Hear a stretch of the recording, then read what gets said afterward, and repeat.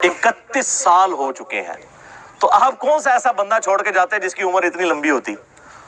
تو آپ نے ہمیں کتابوں کے حوالے کیا ہے، بابوں کے حوالے نہیں۔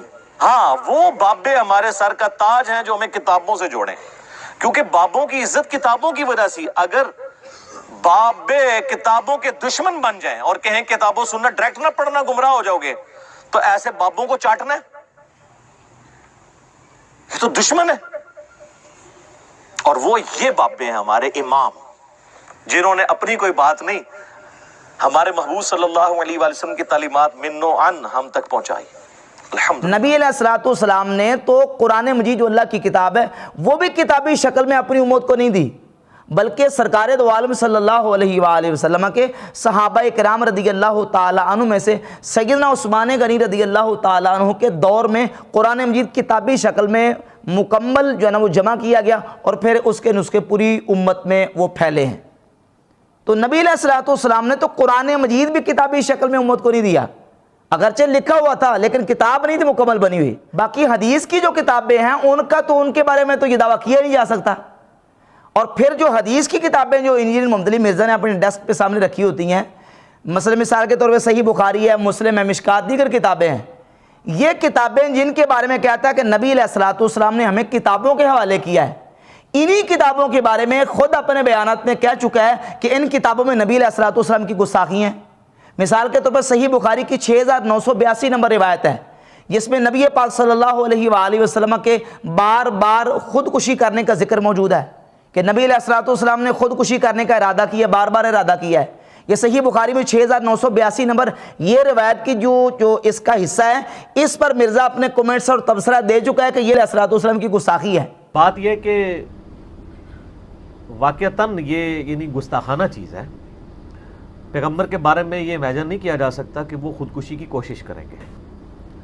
یہ صحیح بخاری میں جو حدیث ہے نا، یہ حدیث کے الفاظ جو ہے نا یہ متصل سند کے ساتھ نہیں ہے۔ تو اگر نبی علیہ السلام کی ان کتابوں میں گستاخی ہے تو تم یہ کیسے کلیم اور دعویٰ کر سکتے ہو کہ یہ کتابیں نبی علیہ السلام نے اپنی امت کے لیے چھوڑی ہیں اور ان کتابوں کے نبی علیہ السلام نے اپنی امت کو حوالے کر دیا ہے؟ اور پھر انہی کتابوں میں سے مشکات جو ہے، مشکات میں مستحمد احمد بن حنبل میں امام بخاری رحمۃ اللہ کی الادب المفرد کتاب ہے، اس میں یہ بات جو ہے نا وہ روایت جو ہے وہ موجود ہے، امام حسن بصری کی جو ان والی روایت ہے کہ نبی علیہ السلام نے فرمایا کہ من تعذب عزائل جاہلیت فعیدوا ولا تکنوا، جو اپنے جاہلیت کے نسب پہ فخر کرے تو اسے کہو کہ اپنے باپ کا اعلیٰ تناسل اپنے منہ میں رکھ لے اور کنایا نہ کرے۔ یہ مشکات میں روایت موجود ہے، الادب المفرد میں ہے، مستحمد احمد بن حنبل میں ہے، اور اس روایت کو مرزا کہہ چکا ہے کہ یہ نبی علیہ السلام کی گستاخی اور بے ادبی ہے۔ تو جن کتابوں کو تم کہہ رہے ہو کہ ان کتابوں کے نبی علیہ السلام امت کو حوالے کر کے گئے ہیں، ان کتابوں میں تو تمہارے قول کے مطابق اللہ کے رسول علیہ السلام کی گستاخی ہیں، تو کیا اللہ کے نبی علیہ السلام ان گستاخیوں والی کتابوں کے حوالے کر کے گئے امت کو؟ یہ دعویٰ ہی اس کا بالکل باطل ہے۔ اب دیکھو نا کس انداز سے یہ دجل کر کے لوگوں کو جو نا وہ کس طرح ورگلاتا ہے اور گمراہ کرنے کی کوشش کرتا ہے۔ نبی کریم صلی اللہ علیہ وآلہ وسلم نے اپنی امت کو بابوں کے حوالے کیا ہے۔ امت کے سب سے بڑے بابے سرکار دو عالم علیہ السلام کے صحابہ کرام رضی اللہ تعالیٰ عنہم اجمعین ہیں، خلفائے راشدین ہیں۔ سب سے بڑے بزرگ بابے کون ہیں؟ خلفائے راشدین۔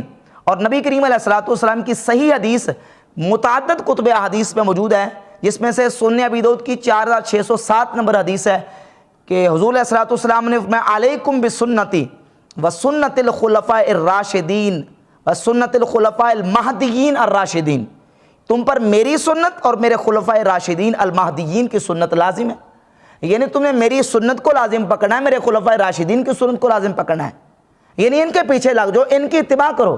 تو نبی علیہ السلام نے تو اپنی امت کو خلفاء راشدین کے حوالے کیا ہے، ان کے پیچھے چلو، ان کی اقتداء کرو اور ان کی اتباع کرو۔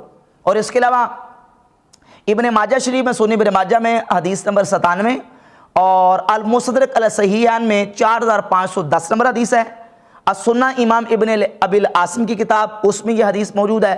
اور اس کے علاوہ مستحمد بن حنبل میں بہت ساری حدیث کی متعدد کتابوں میں سند صحیح کے ساتھ البانی وغیرہ نے، امام حاکم نے، امام ذہبی نے، شیبہ ارناؤط نے، امام سیوطی رحمۃ اللہ علیہ نے اس حدیث کو صحیح کہا ہے کہ سرکار دو عالم علیہ السلام نے فرمایا اقتدوا بالذین من بعدی ابی بکر و عمر، میرے بعد ابو بکر و عمر کی پیروی کرو۔ ان کی اقتداء کرو، ان کے پیچھے چلو۔ تو حضور نے تو اپنی امت کو ابو بکر و عمر کے حوالے کیا ہے کہ ان کے پیچھے چلو۔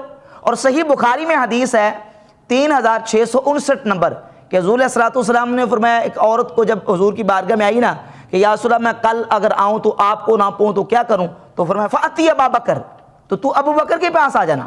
تو حضور نے تو امت کو حوالے کر دیا ہے خلفائے راشدین کے، صحابہ اکرام کے۔ تو امت کے سب سے بڑے جو بزرگ اور بابے ہیں وہ نبی کریم علیہ الصلوۃ والسلام کے صحابہ اکرام ہیں، پھر تابعین ہیں، پھر اتباع تابعین، ائمہ مجتہدین، امت کے فقہاء، محدثین، اولیاء، صلحاء، یہ امت کے بزرگ بابے ہیں۔